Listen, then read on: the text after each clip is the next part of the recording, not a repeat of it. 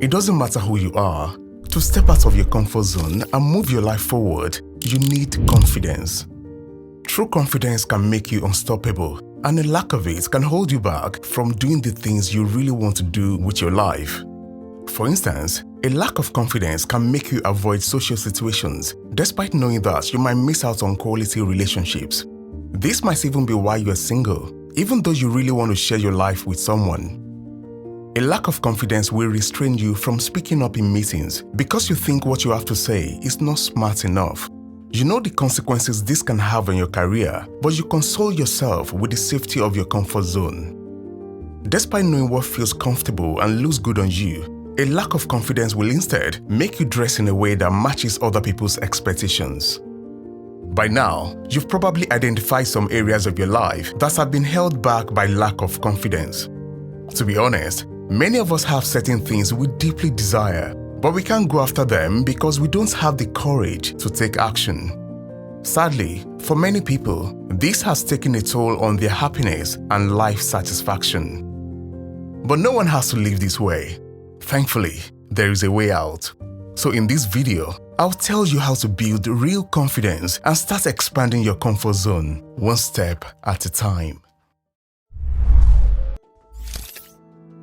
We are often told to do certain things to boost our self-confidence, like surrounding ourselves with supportive people because they will encourage us to go after our goals, or getting some wins under our belt because the more positive results we get, the more confident we become.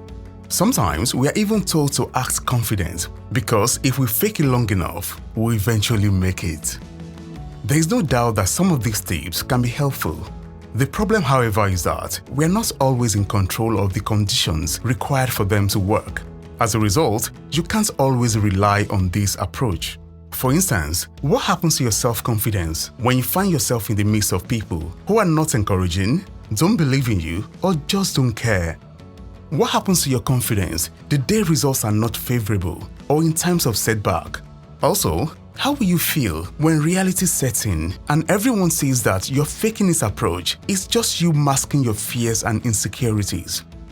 So, if this is not a sustainable way to build confidence, then there has to be another way. Nothing beats the confidence built from the inside out. The one rooted in self-awareness and self-acceptance. The confidence that makes you appreciate your strengths and comfortable with your weaknesses. Meanwhile, this has nothing to do with the arrogance or self-deceit of "I don't need it anyway," nor the fake humility induced by neediness and fear.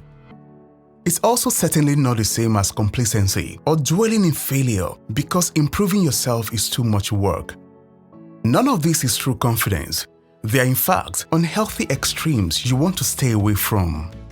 However, because our lack of confidence is deeply rooted in our shortcomings, to be truly confident, we have to be comfortable with our flaws or what we lack and understand that it's natural for things to go wrong. This fundamental approach to building self-confidence requires a total mindset change while reframing how you view yourself.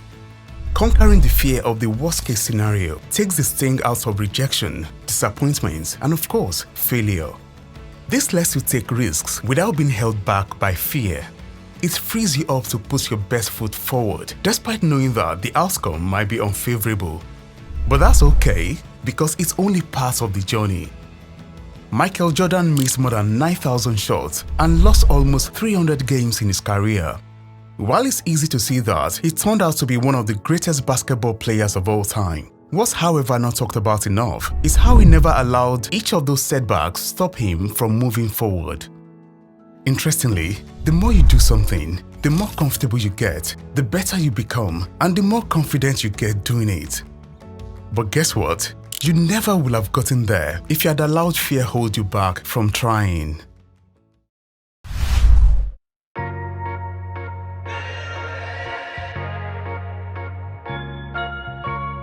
The fear of failure or rejection has left many people settling for a life they despise. Stepping out of your comfort zone to do anything requires confidence. This involves you facing your fears and insecurities while changing the lens through which you view yourself. The way to build lasting confidence is to be comfortable with your shortcomings and understand that whatever outcome you get from trying is okay.